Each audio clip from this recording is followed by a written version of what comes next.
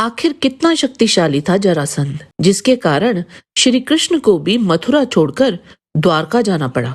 कैसे आई उसके पास महाभारत की सबसे बड़ी सेना? क्यों उसको मारना असंभव था? और क्या रहस्य था उसके जन्म का जिसने उसे इतना बलशाली बना दिया? जरासंध से जुड़े एक एक रहस्य को जानने के लिए इस वीडियो के अंत तक बने रहें। और अगर आपको ये वीडियो पसंद आए तो इसे लाइक और चैनल को सब्सक्राइब अवश्य करें। इससे हमें और भी अच्छा कार्य करने की प्रेरणा मिलती है। जरासंध के जन्म की कथा बड़ी ही अद्भुत है और उसी में छिपा है उसके बल का रहस्य भी। जब ऋषि चंड कौशिक ने संतान प्राप्ति के लिए राजा बृहद्रथ को एक फल दिया तो उस फल को राजा की दोनों पत्नियों ने आधा आधा ग्रहण किया। प्रसव काल पूर्ण होने पर उन दोनों रानियों ने यथा समय अपने गर्भ से शरीर का एक एक टुकड़ा पैदा किया। उन दोनों रानियों ने उन टुकड़ों को त्याग दिया। तब चौराहे पर फेंके हुए उन टुकड़ों को रक्त और मांस खाने वाले जरा नाम की एक राक्षसी ने उठा लिया। उस राक्षसी ने उन दोनों टुकड़ों को जोड़ दिया और उसे राजा को दे दिया। तब राजा ने कहा, कल्याणी, मुझे पुत्र प्रदान करने वाली तुम कौन हो? राक्षसी ने कहा, मेरा नाम जरा है। मैं तुम्हारे घर में पूजित हो सुख पूर्वक रहती चली आई हूँ। कहने को तो मैं राक्षसी ही हूँ, किंतु पूर्व काल में ब्रह्मा जी ने ग्रह देवी नाम से मेरी सृष्टि की थी। मैं तुम्हारे घर में रहकर सदा पूजित होती चली आई हूँ। अतः मैं उस पूजन के बदले तुम्हारा कोई उपकार करने की बात सदा सोचती रहती थी। धर्मात्मन, मैंने तुम्हारे पुत्र के शरीर के इन दोनों टुकड़ों को देखा और उन दोनों को जोड़ दिया। अब इस बालक के लिए जो आवश्यक संस्कार हो उन्हें तुम करो। राजा बृहद्रथ ने उस बालक का नाम रखते हुए कहा, इसको जरा ने संधित किया है, इसलिए इसका नाम जरासंध होगा। कुछ काल के पश्चात महातपस्वी चंड कौशिक मुनि पुनः मगध देश में घूमते हुए आए। वे राजा से बोले, राजन, जरासंध के जन्म से लेकर अब तक की सारी बातें मुझे दिव्य दृष्टि से ज्ञात हो चुकी हैं। राजेंद्र, अब ये सुनो कि तुम्हारा पुत्र भविष्य में कैसा होगा। इस बलवान राजकुमार के शौर्य का अनुसरण दूसरे राजा नहीं कर सकेंगे। जो लोग इससे शत्रुता करेंगे वे नष्ट हो जाएंगे।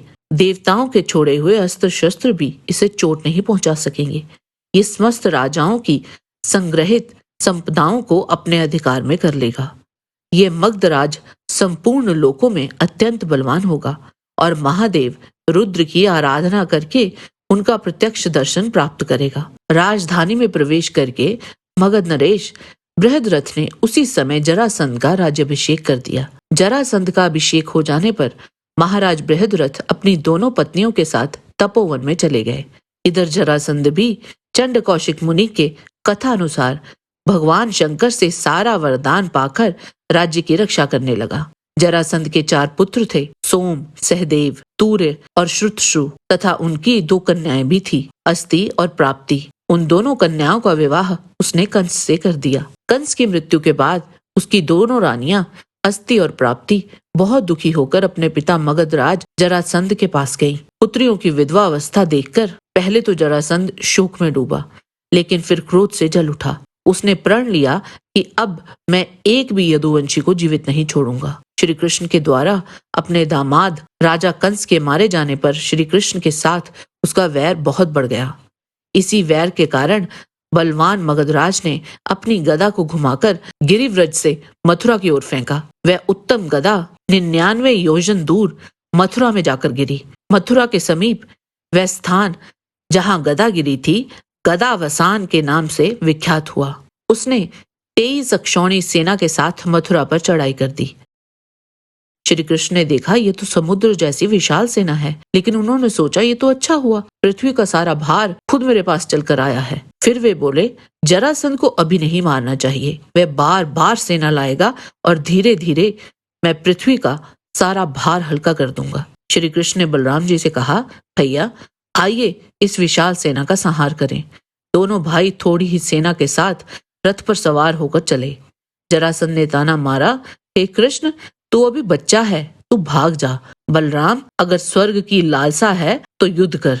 युद्ध आरंभ हुआ। भगवान ने सारंग धनुष से बाणों की वर्षा की और सेना के हाथी, घोड़े, रथ, पैदल सब काट गिराए। बलराम जी ने मूसल से दुश्मनों को कुचल दिया और वहां रक्त की नदियां बह निकली। कुछ ही समय में पूरी 23 अक्षौणी सेना नष्ट हो गई। जरासंध घायल होकर गिर पड़ा।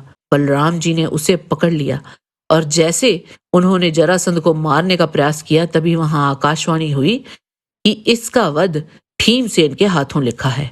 तब श्री कृष्ण ने कहा, इसे छोड़ दो, ये फिर सेना लाएगा और पृथ्वी का भार मिटेगा। ये सब देखकर जरासंध को गहरी लज्जा हुई और वह मगध लौट गया। यही क्रम 17 बार हुआ। हर बार जरासंध नई सेना लाता, हर बार श्री कृष्ण उसे हराते, वह जिंदा बचकर लौट जाता। जब 18वां युद्ध होने वाला था तभी काल्यवन नामक यवन योद्धा 3 करोड़ मलेच्छों की सेना लेकर मथुरा पर चढ़ आए। श्री कृष्ण ने सोचा, अब जरासंध भी आएगा, हम दोनों तरफ से घिर जाएंगे। उन्होंने निर्णय लिया कि एक नया नगर बनाया जाए, ऐसा जिसे कोई भेद ना सके। फिर समुद्र के भीतर एक चमत्कारिक नगरी द्वारका का निर्माण कराया। श्री कृष्ण निरशस्त्र पैदल नगर से बाहर निकले।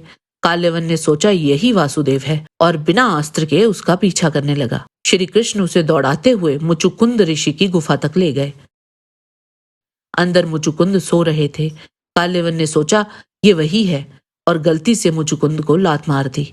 जैसे ही मुचुकुंद की दृष्टि उस पर पड़ी, काल्यवन भस्म हो गया, क्योंकि मुचुकुंद को देवताओं से वरदान था, जो भी उन्हें नींद से जगाएगा वह उसकी नजर से जलकर भस्म हो जाएगा।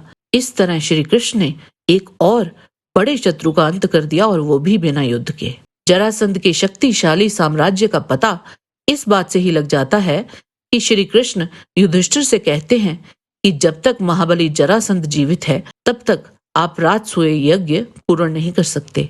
उसने सब राजाओं पर विजय पाकर गिरिव्रज में बंदी बनाकर रखा है। आगे श्री कृष्ण कहते हैं कि उस समय हम भी जरासंध के भय से पीड़ित हो मथुरा को छोड़कर द्वारकापुरी में चले गए और अब तक वहीं निवास करते हैं। शिशुपाल, करुषराज, दंतवक्र, राजा मेघवाहन, सुप्रसिद्ध हंस और डिंभक, भगदत्त, रुक्मी, पौंड्रक, वसुदेव आदि कई शक्तिशाली राजा जरासंध के आगे नतमस्तक रहते थे और उसका समर्थन करते थे। जरासंध ने अपनी सेना में आदिवासियों को भी सम्मिलित कर लिया था। एकलव्य के पिता हिरण्यधनु जरासंध के राज्य में एक सेनापति थे।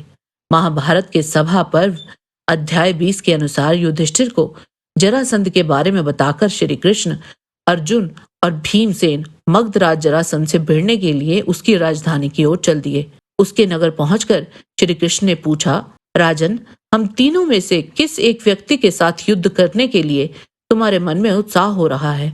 उनके इस प्रकार पूछने पर राजा जरासंध ने भीमसेन के साथ युद्ध करना स्वीकार कर लिया। फिर तो वे दोनों वीर अत्यंत हर्ष और उत्साह में भरकर एक दूसरे को जीतने की इच्छा से अपनी भुजाओं से ही आयुध का काम लेते हुए परस्पर भिड़ गए। दोनों ने अपने प्रहार से एक दूसरे के शरीर में खरोंच एवं घाव पैदा कर दिए।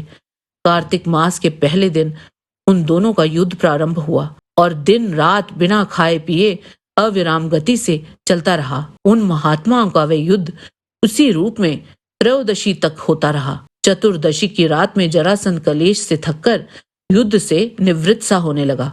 उसे इस प्रकार थका हुआ देख भगवान भीम से बोले, कुंती नंदन, शत्रु थक गया हो तो युद्ध में उसे अधिक पीड़ा देना उचित नहीं है। यह तुम्हारे हाथों से ही मारा जा सकता है। तब भगवान श्री कृष्ण ने जरासंध का वध कराने की इच्छा से भीमसेन की ओर देखकर एक नरकट हाथ में लिया और उसे 2 टुकड़ों में चीरकर फेंक दिया। भीम ने उनके संकेत को समझ लिया और उन्होंने उसे 100 बार घुमाकर धरती पर पटक दिया और उसे 2 खंडों में चीर डाला। तब वे दोनों टुकड़े फिर से जुड़ गए और जरासंध भीम से भिड़कर बाहु युद्ध करने लगा। उसी समय भगवान श्री कृष्ण ने पुनः एक नरकट लेकर पहले की ही भांति चीर कर उसके 2 टुकड़े कर दिए और उन दोनों टुकड़ों को अलग अलग विपरीत दिशा में फेंक दिया। जरासंध के वध के लिए ये दूसरा संकेत था। भीमसेन ने उसे समझकर पुनः मगधराज को 2 टुकड़ों में चीर डाला और पैर से ही उन दोनों टुकड़ों को विपरीत दिशाओं में करके फेंक दिया और इस प्रकार जरासंध का अंत हुआ। भीम से पहले जरासंध का कर्ण से भी युद्ध हुआ था। कर्ण के हाथों भी जरासंध पराजित हुआ था और अपने प्राणों की रक्षा के लिए उसने कर्ण से मित्रता कर ली थी। जय श्री कृष्ण। आज के वीडियो में बस इतना ही। आशा करते हैं कि आपको हमारा ये वीडियो पसंद आया होगा। कृपया इसे लाइक और शेयर अवश्य करें। किसी भी प्रकार की त्रुटि के लिए आप सबसे क्षमा याचना करते हुए आपसे निवेदन है कि प्रेम पूर्वक परम पिता परमात्मा को मन में धारण करें और बोलें, वैदिक सनातन धर्म की सदा ही जय।